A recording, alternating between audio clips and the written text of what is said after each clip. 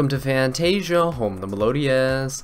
My name's Azallea, and today, gonna be bringing you guys another post-duel commentary. Now this time, gonna be playing with my Kaiju Lyrilusc deck. So looking at my opening hand, I opened with quite a few Kaijus. I have hsinhsincookie, Thunder King, and Gameciel. Meanwhile, I also have two Lyriluscs. I have Sapphire Swallow and Cobalt Sparrow in my hand. And for my turn, I actually drew into Solemn Strike, which I ended up just setting and passing my turn, mostly because my opponent opened very passively, setting 2 back row and 1 monster. So I'm pretty certain at this point he's playing a pretty casual deck, because, you know, what competitive deck by modern day standards just sets 2 back row and a monster and passes, right? And that was verified when he just normal summoned a Twin Sword Marauder, a card I'm sure most of you guys have never heard of before, because I definitely have never seen this card before. And judging by its effect, it's probably like one of those pack filler type cards with more or less suboptimal effects and things like that. But because he's playing these strange cards that I've never seen before, especially in a casual versus casual matchup, you know, it's different when you're playing a competitive deck against someone who's playing casually, because you're more likely than not going to have the upper hand. In a casual versus casual duel like this, where you just don't know what to expect. And because of that, I'm actually playing very cautiously. As you can see, I'm summoning my Lyriluscs to the far left monster zone, the far right monster zone, just in case my opponent's playing something weird, maybe like some column tech or something like that. It really changes up the way I play when I run into cards I've never seen before. But anyway, I ended up just tributing my opponent's Twin Sword Marauder with my Gameciel. I probably should have tributed the face down first, just to see what he has there, just to see what type of deck he's playing overall. But I was going to give him a Gameciel anyway, mostly because I just wanted to summon a Beat Stick to my side of the field. So in this case, I just summoned my Thunder King to my side of the field, saving the hsinhsincookie for later if anything happens to my Thunder King.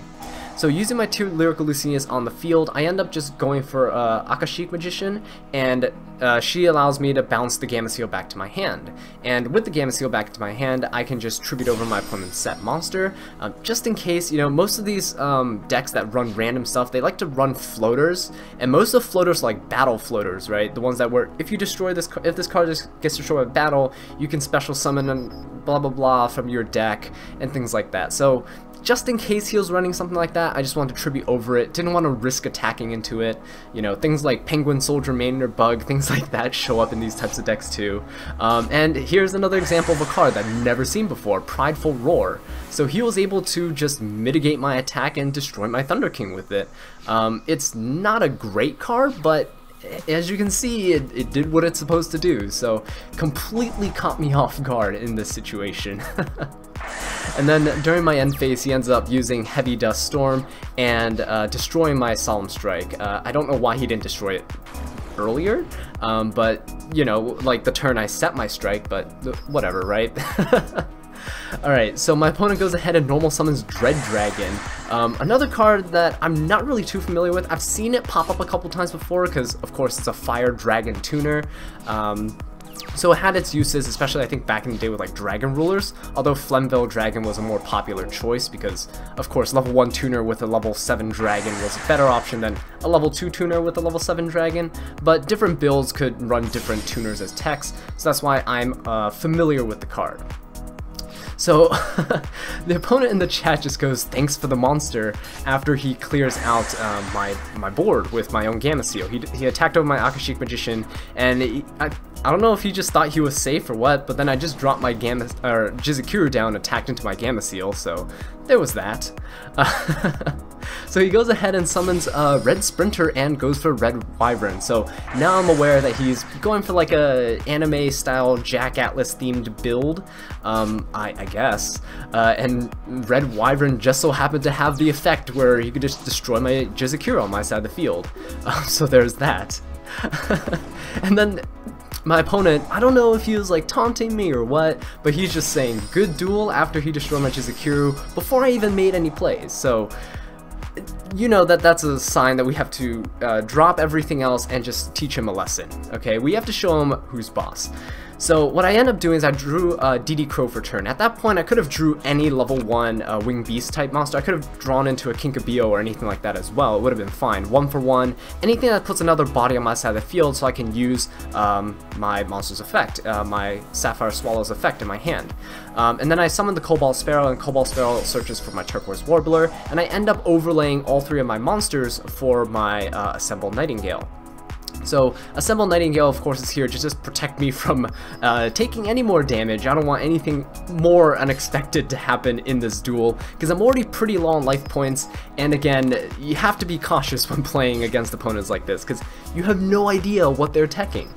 So I end up just making my Assemble Nightingale with 4 materials, 800 attack, not too bad. I can attack 4 times, and that's quite a bit of damage right there.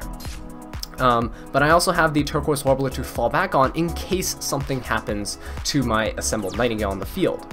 So, yeah, at this point, as you can see, even though my opponent's playing a really weird, probably not an optimal deck, I'm still struggling to maintain my resources and stuff because I just played into these things that were not expected, things that you never see in a more refined build, I guess you could say.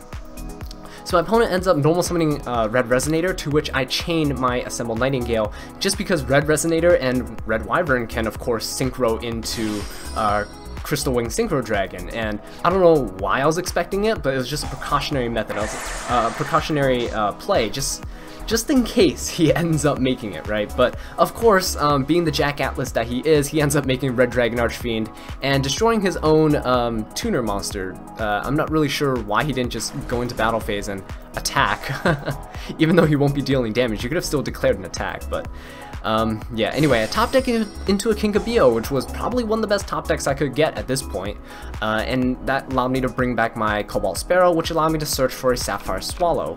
And with my Cobalt Sparrow on the field, I can use Sapphire Swallow in my hand and summon Turquoise Warbler out, and Turquoise Warbler can summon something back from the graveyard as well. Now, one thing that I really want to point out at this point is that I made a mistake. I normal summoned Kinkabio and I summoned the Cobalt Sparrow into the middle monster zone. I shouldn't have done that. I should have either summoned it under my Assembled Nightingale or into one of the spaces on the right. Because at the point, at that point when I was making the play of summoning the Kinkabio, I was like, okay, well I'm just going to stall for a little bit, attack my opponent, poke, and then I realized, wait, I think I have enough for a game at this point, because Lyrilusc, when they start spamming the field and going off, like mid to late game, when they have all the resources in circulation, you know, you have stuff in the grave, in the hand, on the field, that's when you can actually swarm a ton of monsters onto your side of the field and go for link summons. So I'm like, wait, I could just go for my Decode Talker at this point and attack over the Red Dragon Archfiend. I don't have to worry about anything else. So like I said, the Cobalt Sparrow was a mistake. I should probably just moved her over to one of the other zones when I was summoning her, but it really doesn't make too much of a difference here. It just would have been nice to get targeting protection on the next Assembled Nightingale that I'm going to make. So with Decode Talker, I definitely don't want to use Sapphire Swallows, because Sapphire Swallows can attach extra monsters from my graveyard to the XYZ as material. So that's why I do not want to use her. I want to use my Assembled Nightingale, my Cobalt Sparrow, and my Turquoise Warbler, saving my Sapphire Swallows on the field. And of course, I don't want to use my Kinkabio because it just returns back to my hand, and I can have some plays for next turn. So here, as you can see, just using 2 monsters as materials, both of my Sapphire Swallows, I can start attaching extra materials to my Assembled Nightingale, and she goes up to 800 attack again, which was fantastic. And my opponent, my opponent in the chat calling me out for cheating. So yeah, this duel was. It was weird. It wasn't the best duel that I could have gotten. I'm also crunched for time. I'm leaving for a flight in like a few hours, so I'm just trying to get this recorded and ready for you guys so I can upload it throughout the week when I'm gone. But yeah, this duel was insane. I just wanted to show it to you guys. I just wanted to share it. Sometimes I post those pictures on Twitter where you see people just like going off on me on YGOPro, like, you're cheating, that's dumb, what the heck, who even does that? And this is just another example of that, except you get to see it in real time throughout the duel, right? First they start off cocky, and then when the going gets rough for them, they call you a cheater and they quit. So that's beautiful. Anyway, thank you all so much for watching this video. I really do appreciate it. If you enjoyed it or found it helpful, please leave a like, subscribe for more Lyrical Lucinia content, and leave a comment down below letting me know what I can do to improve. And until next time, take care.